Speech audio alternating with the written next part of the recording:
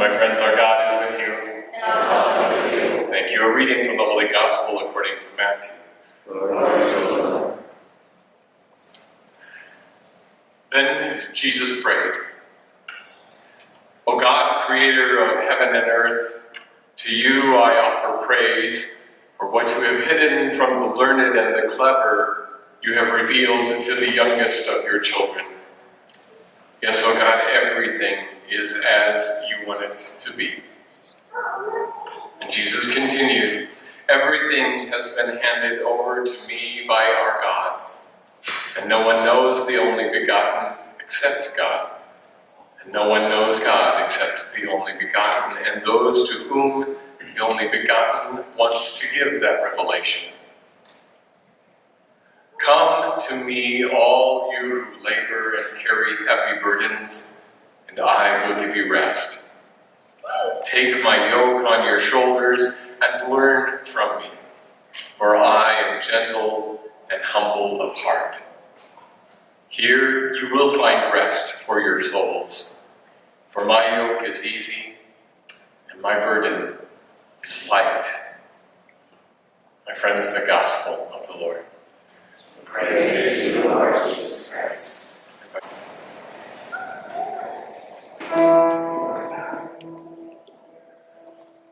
Come to me, all who labor and are heavy burdened, and I will give you rest.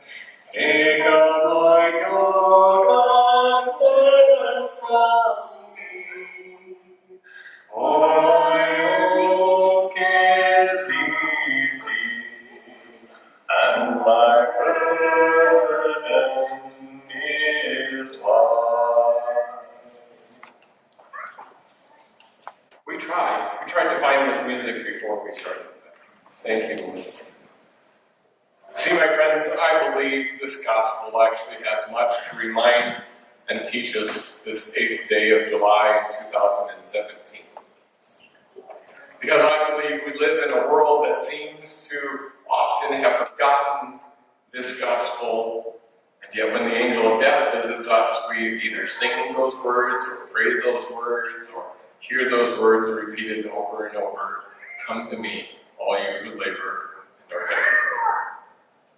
See, we live in a world that measures our value in our production or in our ability to produce, right?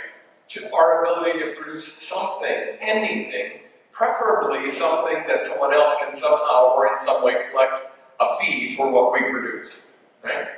That's the world in which we live. We often find ourselves totally culturally conditioned by what we do, as if that's our measure of worth for the world. I mean, we don't often walk up to one another and say, so what are you worth for the world? We often say, so what do you do? Right? As if doing is our measure of worth. Yet one of the greatest lessons of life that I ever learned came from one of my spiritual directors at a time in my life when I was leaving one job to take on another. I've had a few too many. Of course, I thought I was leaving one job and taking another job, the job of all jobs, the motherlode of cash and happiness. It was going to be awesome. My spiritual director at that point, Sister Paul Treese, God rest her soul, she's a wonderful woman who had tremendous insight into the spiritual life and into people.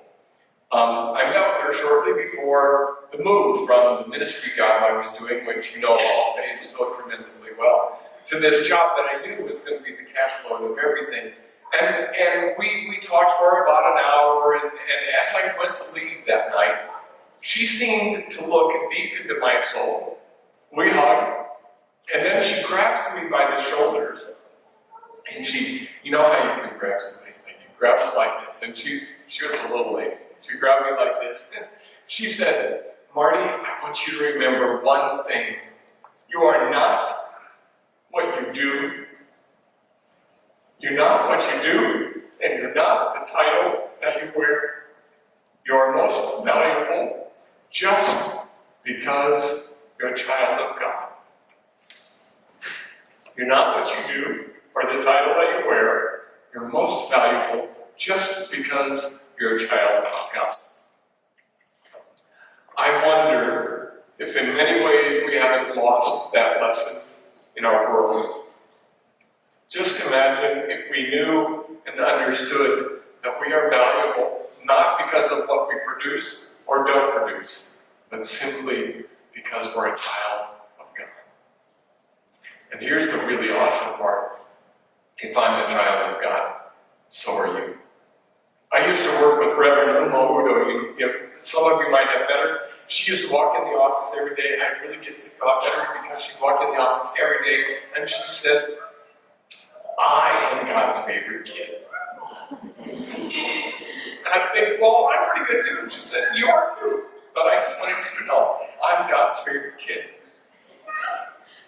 My friends, I don't know of anybody who's ever going to pay you and I to rest in God's embrace. I can guarantee you this, if I showed up on Monday morning and go into my office at the prison, and I closed the door and shut the lights off, and I turned on some soft music, and I put my feet up on the desk, and I rested in the yoke of God's embrace, as the gospel reminds us today. If I did that, I would guarantee you that it would probably be the last time that I would have that opportunity, right, to do that exercise, at least in that environment. I can just imagine what my supervisor would say, walking into my office, maybe the lights turned off and my feet up on the desk, and me saying, I'm resting in God's embrace. In fact, as I was writing the homily, I thought to myself, and I started actually laughing, wouldn't it be an awesome quarterly report to submit to the administration that the first and foremost goal of this quarter would be resting in God's embrace? Resting in God's embrace. I could most likely write that I've achieved that by doing absolutely nothing but resting and praying for 8 hours every week. Measurable outcomes would probably be something like A, I would be more productive because I was centered in my purpose and I could focus on the tasks of the quarter. B, I would be more tolerant of others because my level of judgmentalism would probably drop from the experience of prayer and solitude. And C, that final measurable outcome would be, I would probably be a little bit more compassionate and present to those who needed the services of the office of chaplain. And those are always true and probably good. But I bet and venture to guesstimate that I won't get very far in my experiment with the DOC. Most likely I'd end up dismissed or disciplined. And yet one of the commandments of our God is to keep holy the Sabbath, to rest. Really to rest from cell phones and computers. And I don't do this, I'm telling you, it's a big struggle in my life, but one of the commandments is to rest from cell phones and computers and iPads and game systems and Roku and Xbox and all those things that keep us from resting in the yoke of God's embrace. It's hard.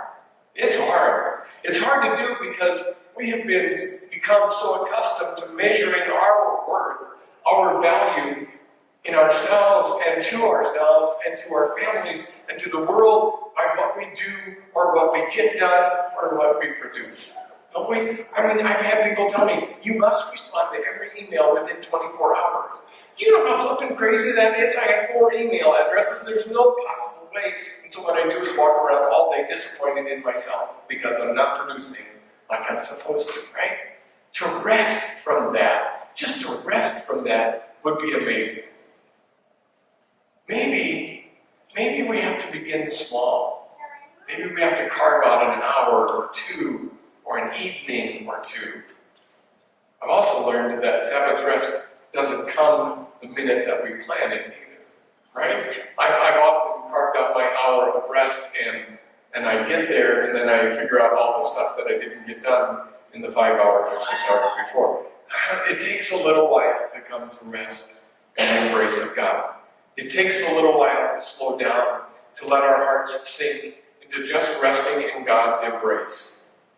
Can you imagine if we would do that and just allow ourselves to not necessarily have to pray any particular words or anything to do in particular? Have you ever just rested in God's embrace? One of my friends at the prison says, let's just go out to the car and hang out with God. So we do this for about a half an hour a day. We used to go out to the car and sit there. We don't talk to each other. They think we're weird. We're just hanging out with God. Just hang out with God. Because when we hang out with God, the rest of life really takes on a perspective of relevance. I can do better and more important things in my life when I rest in God's embrace for a little while, because then I know my value and I know other people's value as well. I have found that suspending judgment about what I do when I hang out with God is very helpful to me. Maybe one time it's music. Maybe that's the thing that lifts my heart. Maybe another time it's a walk. Maybe another time I just sit. Maybe another time I sing. Maybe another time I hold Kathy's hand, or I play cards with Kelly, or I find bugs with Tegan. Maybe I pray, and maybe I don't. But the one thing I'm really trying to learn to do in my life, and maybe you find this is a challenge in yours, is just to do that being with God with intentionality and with purpose. Just to share all the joys and the sorrows and the struggles and the hopes and the dreams and see what God has to say. I have a long way to go in that practice in my own life. And maybe you find it to be a struggle in yours. So let's just suspend the judgment about what we do and leave our time to hanging out with God at the level of purposeful intention and just let it happen. As Nike would say, just do it. One of my best priest friends once gave, I think, the best and the shortest homily I've ever heard. It's one that profoundly impacted my life, and maybe it might impact yours as well. He got up, proclaimed the gospel, walked out in front of us and simply said, life is short, eternity is long. Think about it.